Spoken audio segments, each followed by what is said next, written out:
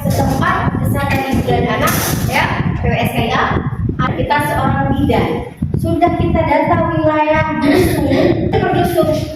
Nanti ada contoh di sini PWSKIA Desa Lesu Aceh yang terdiri dari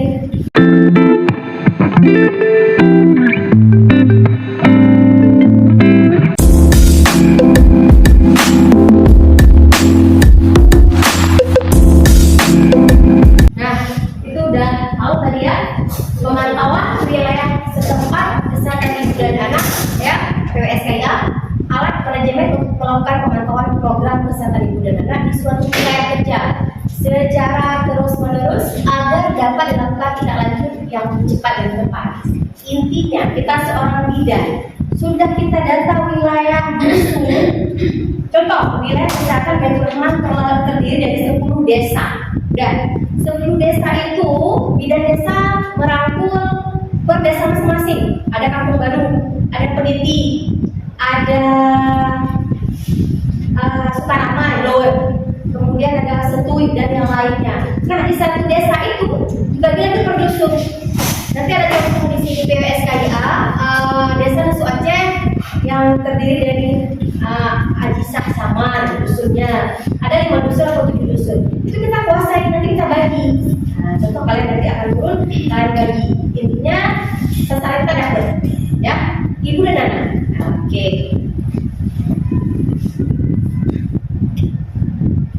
Program KIA yang dimaksud meliputi pelayanan ibu hamil, ya itu sasaran kita. Kemudian ibu bersalin, ibu nifas, ibu dengan komplikasi kebidanan. Apabila dia punya masalah di saat nifas, ya kan ada infeksi nifas, dengan menggigil, itu kita data, itu termasuk dalam komplikasi. Kemudian keluarga berencana berkabin nggak dia setelah nifas, bayi baru lahir, kemudian ada komplikasi bayi dan balita.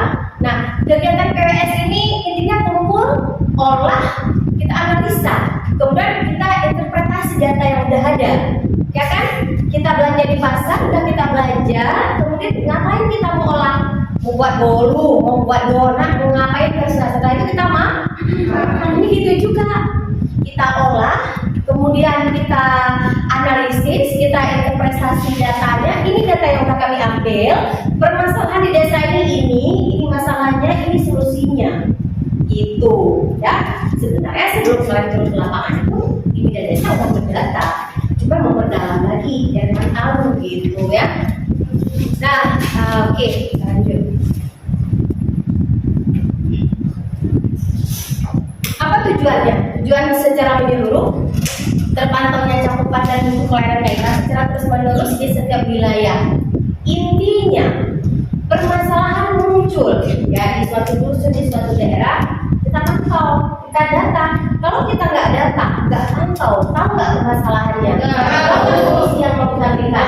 Nggak tahu. Intinya, itulah tujuan PWSKIA. Khususnya untuk apa?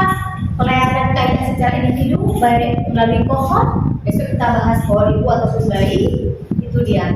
Kemudian memantau kemajuan pelayanan KIA dan cakupan indikator KIA secara teratur, baik per bulan atau triwulan atau ini, dan secara terus-menerus. Kalau di puskesmas tergantung permintaan dari bikornya.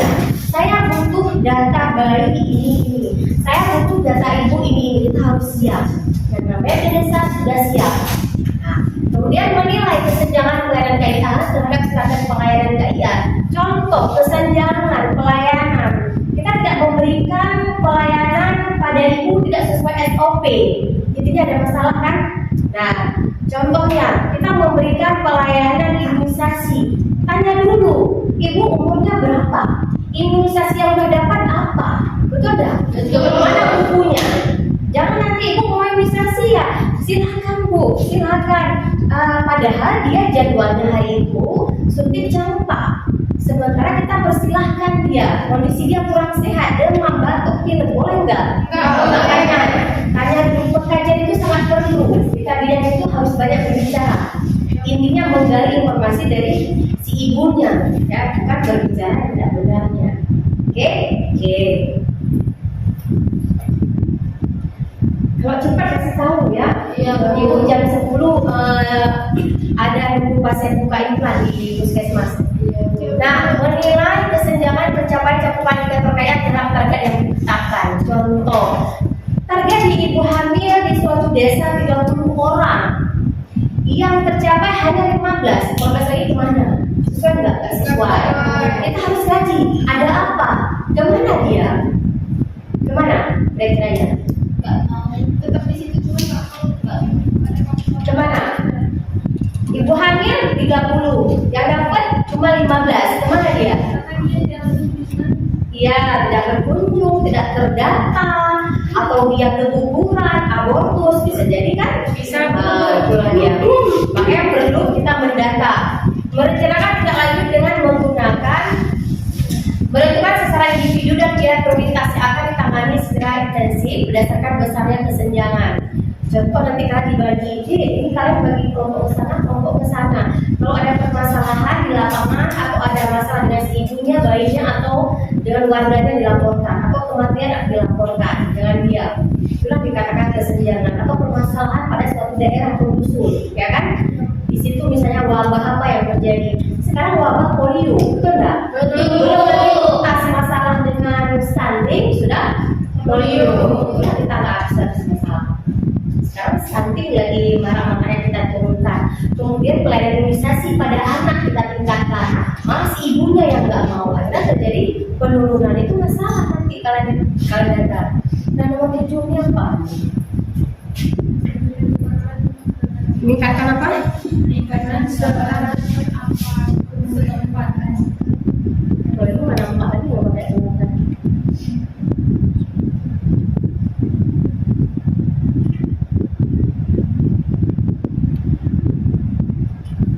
Meningkatkan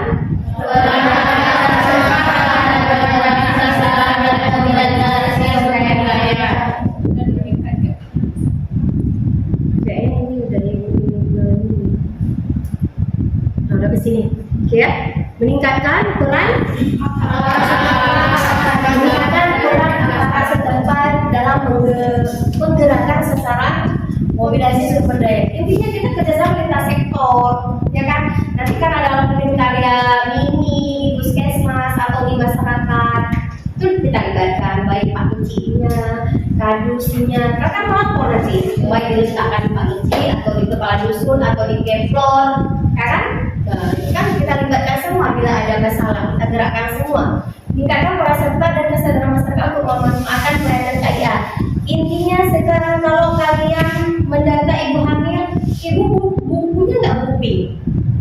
Dia harus punya buku pink. Kalau tidak punya buku pink, bagaimana kita menilai status kesehatan ANC dia? Harus punya buku pink.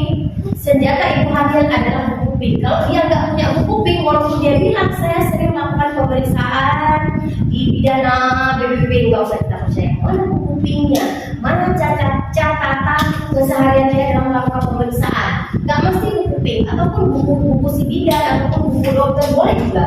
Yang penting mana? Dari situ kita bisa simpulkan masalah nggak buat dia. Anak keberapa? HB-nya berapa?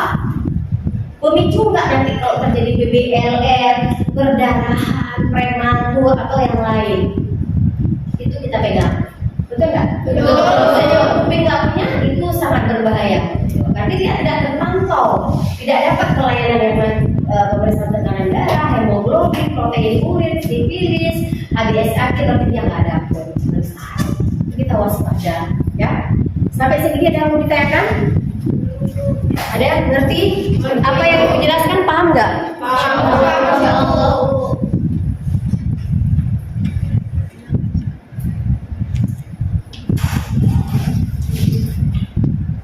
Oke ya.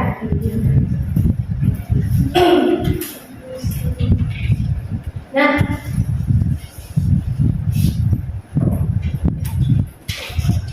di mana letak gelasnya? Ini gelasnya ya? Aku lupa-lupa lagi. Oh, sudah mengambil haknya kan, maka prinsip pengelolaan program KIA tujuannya untuk apa? Memantapkan dan meningkatkan jangkauan serta mendukung layanan KIA secara efektif dan efisien. Itu udah jelas, ya. Apa tujuan kita di sini? Kita akan mantapkan tujuannya, kita tingkatkan jangkauan serta mendukung pelayanan. Apa yang kita berikan kepada si ibu hamil harus disertai dengan hati yang ikhlas dan tulus. Dan kemudian punya skill, punya ilmu, ini mau ngapain misalnya dengan ibu ini udah datang ke puskesmas, ya kan? Atau kalian sudah bekerja, bagaimana sikap perilaku kalian terhadap si ibu hamilnya, sikap kita yang kasar, menunjukkan memberikan pelayanan yang sudah tidak berhasil. Jangankan dia sembuh, sakit hati dia. Kadang-kadang obat yang kita berikan tidak seberapa, tetapi sambutan pelayanan kita yang ramah sudah sembuh dia, betul tak? Jawaban kita, attitude kita itu sangat berpengaruh. Karena kenapa? Apa yang mungkin dari hati kita yang muncul itu harus ada di kalian. Karena kenapa? Dia memberikan yang terbaik kepada pasiennya. Setiap kita masuk ke profesi kita sudah siap. Dipaksa orang tua atau hati nurani saya sendiri sih. Kemauan sendiri apa waktu dikiri sama orang tua? Ada sebagian tuh ala aku nggak mau dan paksa orang tua. Itu enggak? Ada sebagian.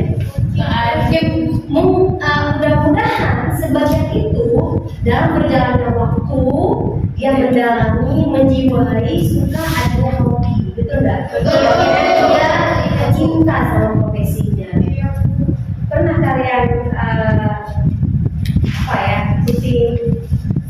berita seminggu yang lalu, sebulan yang lalu ada 11 orang ditangkap remaja di Indonesia. Salah satu di situ tidak ada. Mereka itu di situ waktu kita kaji ibu langsung tuh mengambil informasi dari sebagai satu dari program perempuan. Nggak seperti itu sih kan. Mereka dulu aja tidak minum tidak apa-apa. Ada salah satu bidan di situ tidak mengerjakan hal yang bersifat negatif, hasil urinnya semua negatif. Tetapi itulah yang dikatakan perilaku kita. Kita bidan kan harus kita jiwai profesi kita dalami, ya kan? Tapi harus seperti itu. Aku berharap dari kalian semua ini setelah selesai, jangan ada jawaban pemaksaan dari orang tua akhirnya tidak dilanjutkan profesi bidan. Stop aja deh sekarang. Situasi dari orang tua bidan banyak, ya kan? Nah, jangan muncul lagi di kalian, jangan lagi muncul, ya? Yang baik-baik. Harus sayang sama orang tua, terutama diri kita sendiri. Apa yang mau kita tampilkan di hadapan Allah nanti? Apa yang mau kita tampilkan di hadapan orang tua kita? Sayang, hidup ini kan hanya menunggu ajal tiba aja. Ini kan mainan-mainan kecil aja. Pulang, makan, ganti baju, besok pergi lagi, sampai ketawa-tawa sama teman. Begitu waktunya udah. Orang tua kita dulu udah pergi kan? Ada yang udah meninggal, contoh saya, nenek saya udah meninggal, orang tua saya udah meninggal. Saya menunggu aja kapan tibanya, ya kan? Apa yang kita bawa? Jangan lalai kalian. Kalau saya suka seperti ini kenapa? Biar kalian nggak lalai, ini hanya semu aja. Kemudian kegiatan pokok pemantapan pelayanan Kanda. Yang pertama adalah peningkatan pelayanan ANC, standar seluruh ibu hamil di atas maskes. Intinya kita harus meningkatkan pelayanan ANC sesuai dengan standar. Ada yang 10 T, ada yang 14 T, terserah mau kalian pakai. Intinya pasien datang dari awal, jangan lupa kita lakukan pemeriksaan. Apa yang pertama? Jangan dulu, jangan cucu sebut tinggal buangnya, jangan. Itu kita mana? Counseling dulu, kaji dulu riwayatnya, ya kan? Bukan aku berapa, umurnya berapa, bagaimana kondisinya hari ini, baru kita lakukan pemeriksaan tekanan darah, timbang berat badan, ya kan? Kemudian pemeriksaan level sesuai umur kehamilan, dia datang, kita sambut, kita periksa baru 1 bulan. Epidemiologis nggak kita periksa hamil trimester pertama 1 bulan, nggak kan? Nah, kalau udah nanti masuk 20 minggu, baru kita lakukan pemeriksaan level, ya kan? Nah, kemudian peningkatan pertolongan praktis oleh nakes kompeten dan vaskes itu harus wajib. Sekarang kita nggak ada yang dukun, ya kan? Kalau ada kita dapatkan misalnya kemana nih kalian terapkan nanti PBL ke Lom atau ke desa. Kalau ada dukun jangan dong, baru ini nggak boleh. Itunya mana? Rangkul dia, betul nggak? Betul. Rangkul dia dengan baik-baik. Karena kenapa dulu kita dulu dia loh. Sekarang kita ilmu dan canggih kita singkirkan.